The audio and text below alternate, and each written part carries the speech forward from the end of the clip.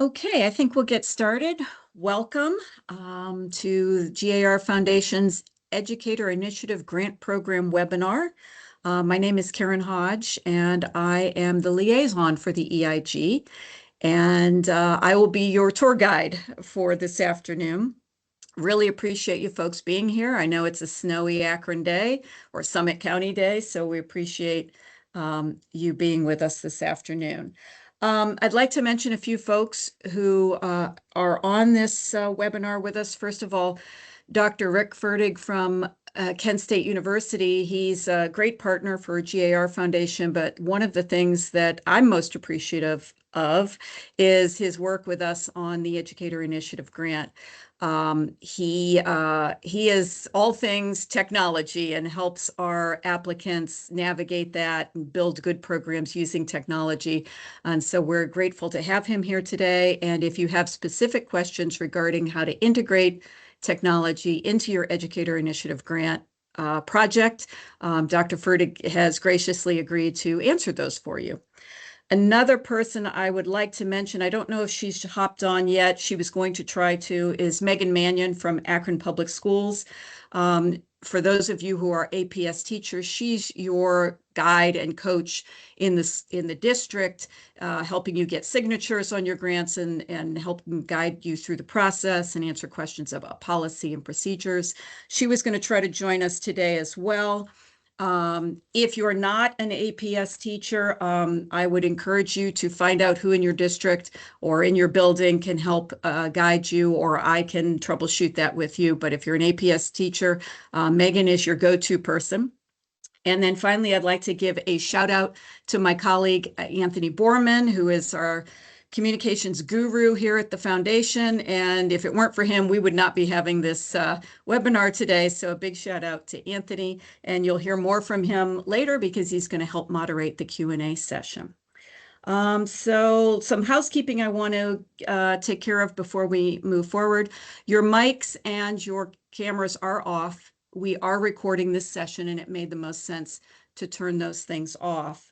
Your chat feature is also off. If you have questions that you would like to ask today, drop them into the Q&A button. It should be near the center top of your screen, and you can add your questions there, and we will attempt to get to all of them. If for some reason you have to hop off before we get to your question, please reach out to me at any time, and I'll be happy to provide you with the information you need. Okay, let's get started. Oops, maybe my slide doesn't want to advance. There we go. Okay, so today what we're going to do is we're going to provide an overview of the Educator Initiative grant. It's about 20-25 minutes of me talking, so I hope I don't bore you too much. But we're going to talk about what the grant is, what its purpose is, who can apply, what our priorities and criteria are with regard to approving your application, what it will and will not fund, some tips on completing the application and the budget, and then the timeline. And then at the end, you're going to have a lot of time for questions. So I'm going to go through this part of it, and then we'll get to the questions at the end. All right, but first, before we dive into that, some important information. The QR code on the far left of your screen will take you directly to the page on the GAR website that is all things EIG. That is a place that you should go frequently and soon. And I'm going to beat that drum a lot today because it's a really important place. There's all sorts of information there that you will need.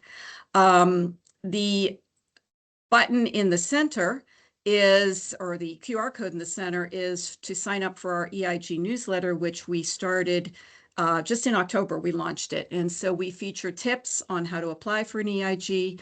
We talk about some frequently asked questions. We spotlight EIG recipients from the past, and important deadlines are in there too. So we're still building it out and adding content to it, but I encourage you to sign up for that. It's monthly, and it could provide you with some information that you need. And then the final block on the far right is just my contact information, my email address, my direct line, and then just the URL for the EIG page on the GAR website. That's a mouthful. And this will come up again if you don't have a chance to scan all of this right now. I'm going to show it at the end too, so you'll get it then. All right. So what is the EIG and what's its purpose? Well, as you can see, the purpose is to support high-quality teaching and engaged learning in Summit County. And it has been doing that since 2004 when it was launched. Since then, more than 800 grants and more than $6 million invested in teacher initiative projects in Summit County.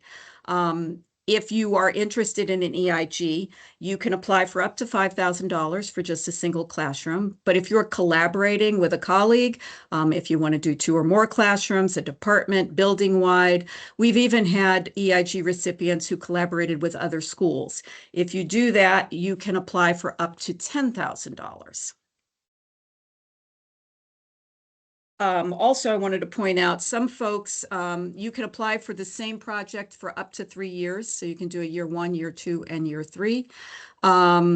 If you choose to do that, year 2 and 3 kind of have to build on the original intent of year 1, but show growth, show an expansion of the project. So we don't want to see the same old, same old. If you're coming back for a 2nd or 3rd year, we want to see that you've learned something and you're growing the project or the program to have a bigger impact. All right, so who can apply for an EIG? Well, if you're an educator in a Summit County school, public, private, or nonprofit charter, you are eligible to apply for an EIG. One thing that you do have to be aware of is that you can be the lead on only one project each year. So that doesn't mean you can't collaborate with your colleagues, but you can be the lead on only one. And the lead is the person who actually submits the grant and is responsible for executing it, reporting on it. The lead is the person who gets the notice that the grant has been funded. So you can collaborate with other colleagues. They can put you on as a team member on their grants, but you can lead only one project each year. All right, so funding priorities. Now, these are the things we like to see. It's not necessary that you have all of them in your project, but they are things that we lean toward and we like to see. The Ohio Learning Standards are very important to us, especially in light of social emotional learning. We want to see projects that do address SEL and that help students meet or exceed the Ohio standards. We like projects that show college and career readiness, that help promote students to move along that pathway. And we do like to see relevant professional development. Again, you don't have to have all of these things in your grant proposal, but we do like to see them. And if you do include them, please kind of build out in your narrative what you intend to do, why you intend to do it. So kind of include, for example, if you want to talk about some social emotional Ohio Learning Standards, tell us which ones and how your project addresses those. So just kind of build out a description of how this is going to address that particular priority. All right, so our process has changed a little bit this year from previous years, and if you've applied for an EIG in the past, you'll note some differences. First of all, let me explain to you the process on how a grant is evaluated. We have an evaluation team. It's 9 educators from across Summit County, and they read every grant. And they are charged with a very difficult task. They have to decide which ones, or they have to decide which ones to recommend for funding. And they only have a budget of $350,000 to work with. That does sound like a lot of money, but to put it in context, last year we had applications that totaled $577,000 worth of needs, and we were only able to fund $350,000. So the process is, it's a little bit painful for the evaluation team members because they have to make difficult decisions to stay within that budget. The way they do that is they apply the criteria that we've established to evaluate proposals. And these are the 6 revised criteria. If you've seen our criteria or rubric in the past, it looks a little different, but we've streamlined it and we've kind of honed in on the things that we think are very important. For example, Are you addressing a compelling need? Have you made a case that this is something that is worth time and attention? And is the project that you're describing appropriate for that? Does it meet that need? Is there going to be a student and or teacher impact, and what is that impact? Is it creative or innovative? And when we say that, we don't mean you have to reinvent the wheel. We're not looking for new methods of teaching, but is it creative for your classroom? Is it creative for the student population that you are serving? So is there some innovation there that you're using existing tools in a different way, or you're bringing new materials or new ideas into your classroom? So creativity doesn't mean invention. It just means, are you doing things in a unique way that maybe you haven't done them before? For those of you, again, who have applied in the past or are familiar with EIG, communication plan may seem new to you, but it's really kind of a hybrid of the old question regarding sustainability and replicability. We've kind of taken a step back and we're looking at how are you going to communicate the project outcomes to the constituents? If you're a year one project, as I mentioned earlier, you can apply for up to 3 years. If you're in year one, how are you going to let the stakeholders, the teachers or other teachers, the parents of your students, your building leadership, how are you going to let them know what's happened and what the impact has been? If you're a year 2 or 3 project, we're going to ask you to go even further. We're going to ask you, have you thought about how you might sustain this past the grant, or how you might duplicate or replicate this project elsewhere, how you might share what you've done with colleagues across your building, in other schools, in other districts, and maybe give them the opportunity to replicate what you did. The technology piece, you don't have to use technology in your grant proposal. If you do, we want to see your plan for it, that you're suggesting technology that is relevant to the project itself, and that you've got a good plan for implementing it. If you choose not to use technology, we're just going to ask you why. Explain why you don't need it. It won't, one way or the other, it doesn't ding you. It's just we want to know, if you've chosen not to use technology, why haven't you? And if you have chosen to use technology, what technology and how will it be used? And then the budget, and I'm going to talk about that a little bit more in a few minutes, but we're looking for a budget that's reasonable, that makes sense, that the items that you want to purchase or the experiences you want to secure make sense for this project. All right, so what will we fund and what won't we fund? We're looking for relevant resources that will help you execute your project. So things like technology, professional development, field trips, those kinds of things. They help you move the project along and successfully implement it. What we will not fund is, first of all, things that don't directly relate to the purpose of your project. And then we also don't fund stipends for teachers, furniture or capital improvements, incentives or rewards for students. And I've gotten this question a lot. Well, you know, I'm trying to promote literacy and I want to give the kids stickers every time they read a book. We're not going to fund incentives for the students.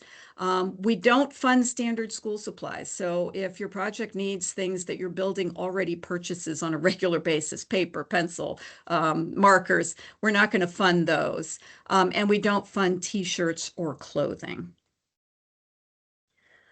All right, so completing your application and your budget. I mentioned earlier that I'm going to talk about visiting the website a lot, so here I go again. Please visit the EIG page on the GAR website, because there's a lot of really important information for you there. The applicant's guide is going to reiterate everything I've talked to you about today. And it's really important. It tells you how we fund, what we don't fund. It's really important for you to familiarize yourself with that. The evaluation criteria, which I mentioned briefly earlier, there's a document on the website that goes deeper into what we mean by each of those criterion. The application template, you can download that right from our website. You can work on it offline. And then when it's time to log into your account and start filling in the blanks online, you've got all the material you need. You can just cut and paste into it. I do need to note that there are character limits on the application. So, you know, be mindful of that. It will cut you off and won't let you continue if you've exceeded the character limits. Characters include letters and numbers, punctuation, spaces, and hard returns. So every time you hit return, that's also a character. So be mindful of that. But you can download that right from the website. The budget form that you will need to work on, you must download from the website. And I'm going to talk about that again in a moment. So I'm going to skip over that a little bit right now. The endorsement form. Every EIG must be endorsed by your building leadership and the superintendent of your district. So that form is on our website. You will download it and then follow whatever processes or procedures are relevant to your district to get those signatures. You must have that form when you upload your grant. We won't accept the grant without it. Same thing as we won't accept the grant without a budget. And then there's an FAQ section with questions that come up a lot that we feel that need to be addressed regularly, and so there's that there. So you've gone to the website, you've downloaded everything you're supposed to download, you've read everything, and now you're ready to start writing your grant or uploading it into our system, our portal. Identify a project leader.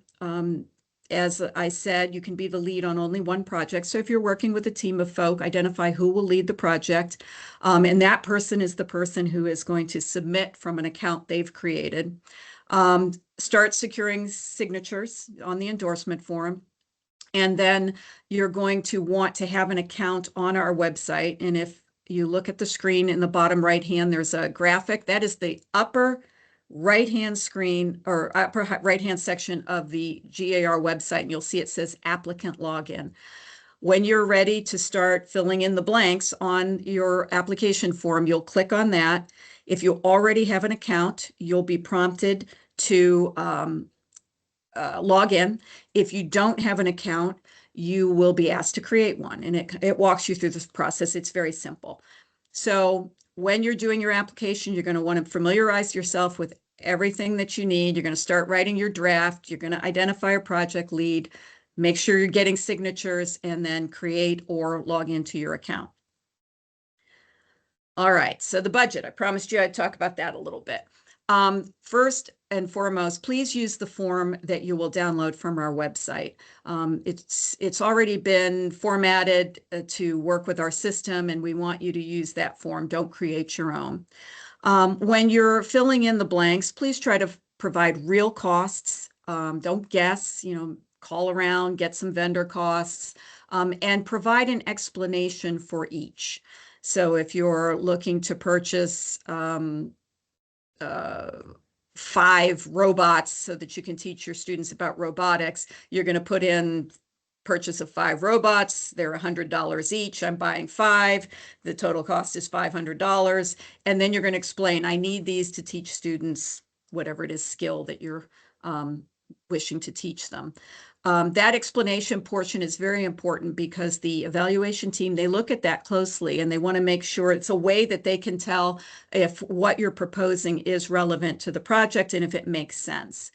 Follow the directions. Again, beating that drum, go back to the applicant's guide. Make sure you're not asking for things that are not allowable costs. Make sure everything you're asking for is allowable.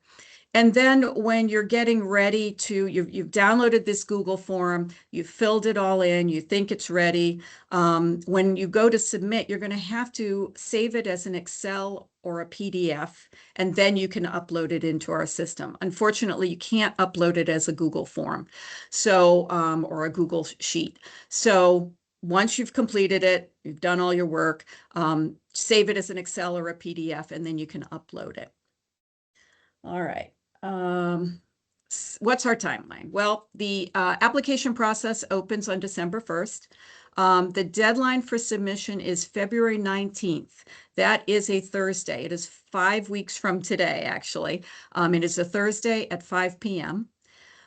We make decisions about the funding in mid-May when our distribution committee meets and looks at the recommendations of the evaluation team and then determines whether or not each grant should be funded.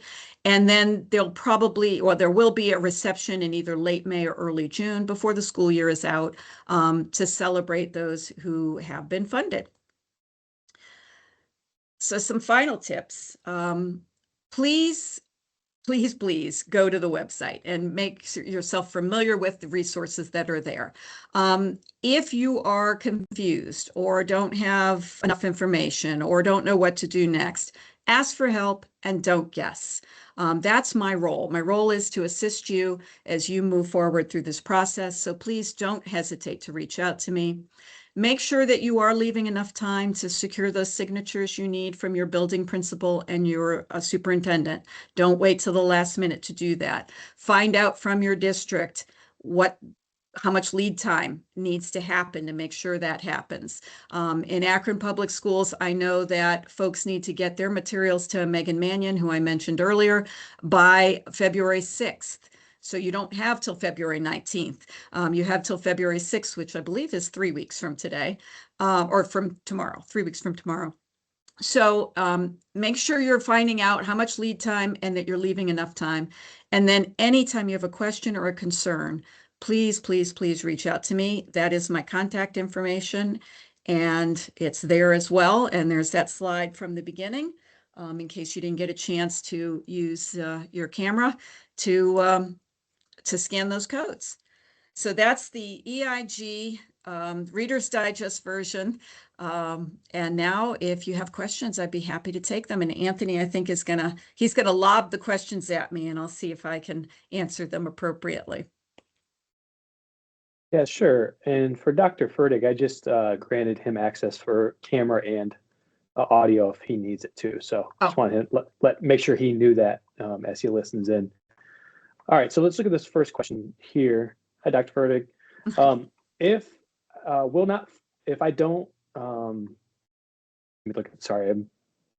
Will not including technology in my project hurt my chances of being funded? Not at all. I mean, if you wrote something that seemed like it had to have technology, obviously we'd be confused as to why you didn't. But no, we don't expect it. We don't demand it. And sometimes our applicants they need technology, but they already have the technology they need in the building, but they need some kind of supports around that technology. So sometimes that happens too. And we would just, ask you in that technology section on the application to explain, I'm not using technology because of this, or I don't need to purchase technology because we already have access to it. So we're just asking you to explain it, but it will not hurt your chances. Okay, next question. What if I only need, let's say, $1,500 for my project? Does that hurt my chances of winning an EIG award? Not at all. Just because you can ask for up to $5,000 or up to $10,000, depending on what kind of project you're submitting, doesn't mean you have to ask for that much. So if you have a project that only needs $1,500, then I encourage you to build your budget around that and submit it. It will not hurt you at all.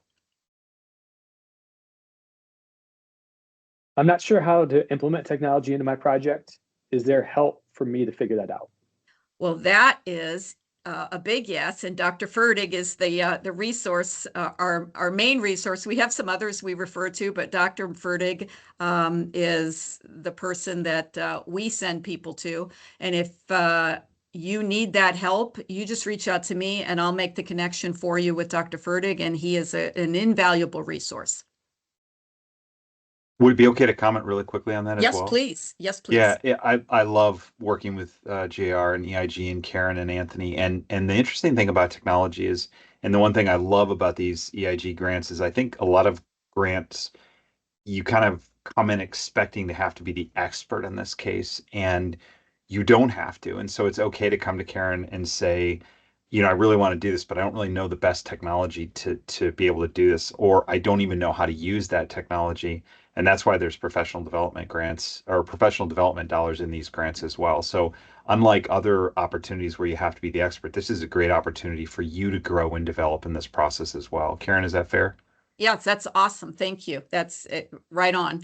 And I did realize I forgot to mention something when I was talking about the budget. If you choose to use technology in your grant and you're purchasing technology, you do have to include professional development in the project. And so let's just, for round numbers, let's say you have technology. You cannot have more than 40% of your total budget be technology. So for round numbers, we'll say you have a $10,000 request, 4,000 of it is technology.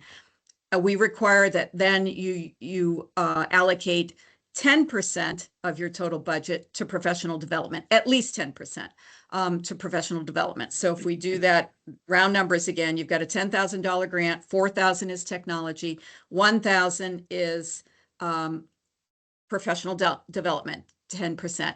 You cannot have more than 50% as professional development, but and all of that is laid out in the application guide, so don't worry about having to write all this down. But if you use technology, you do need to include some professional development in the grant. And as Dr. Fertig said, we are here to help you figure out how to do that. Okay, our next question asks, I was funded last year and want to write a year 2. Does it have to be the same project, or can I make my year 2 or 3 about something different? If you're writing for a year 2 or year 3, it must be about the same project, has to kind of follow the spirit of what that project was trying to accomplish, but has to show growth, so you're taking it to the next level. However, if you no longer want to implement that project, maybe you did it, it was a one-time thing, you don't need funding again for it in year 2 or 3, you could submit a brand new project as a new year 1 project and start over, basically. So we don't force you to do a year 2 or 3. You can do a year 1 and say, okay, that was good, now I want to try something completely different. That would be a new year 1. So you don't have to do it, but if you do choose to do a year 2 or 3, it really does need to be about the same project. The next question asks, what do I do if I budget a certain dollar amount for a line item and then I come in under budget or over budget when it comes time to actually make the purchase?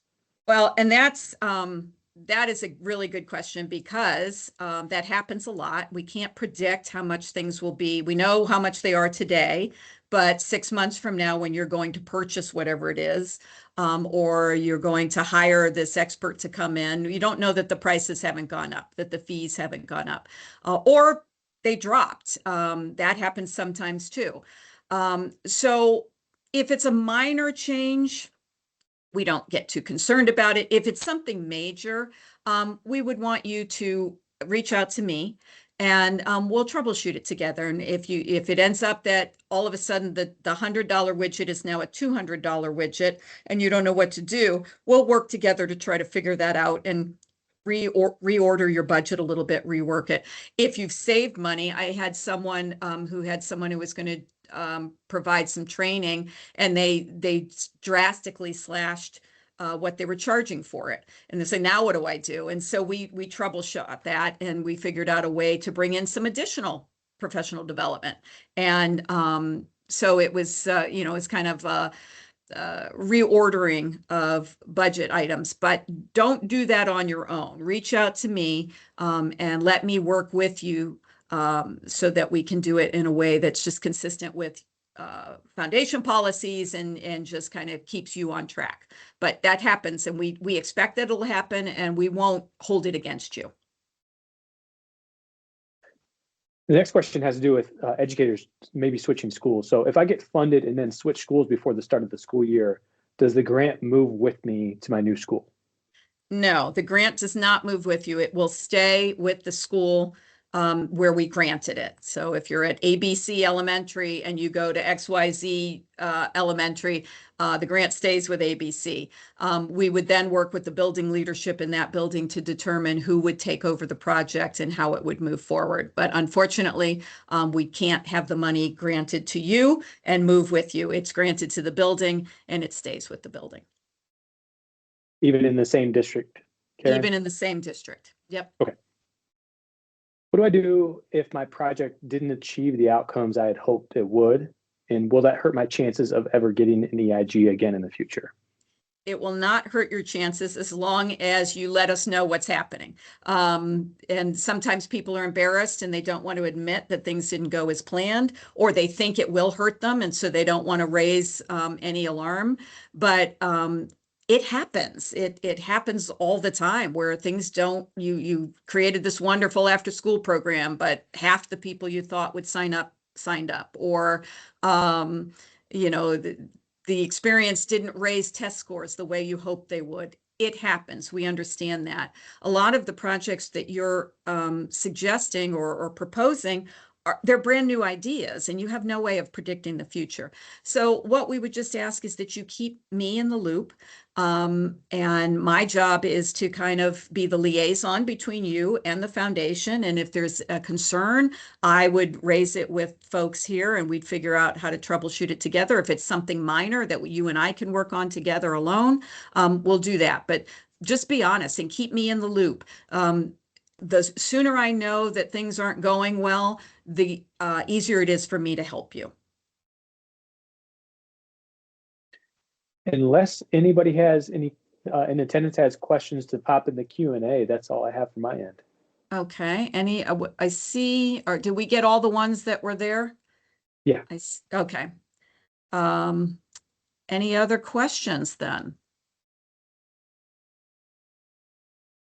No? Well, I thank you for your time this afternoon. I hope you'll reach out to me and let me work with you on your projects. You have 5 weeks to the deadline, and I have plenty of time on my calendar to help you. So please reach out. We can meet in person. We can have a phone conversation. We can work through email. We can do a virtual. But my role is to help you put your best foot forward, and I hope that you will put me to work. So thank you for joining us today.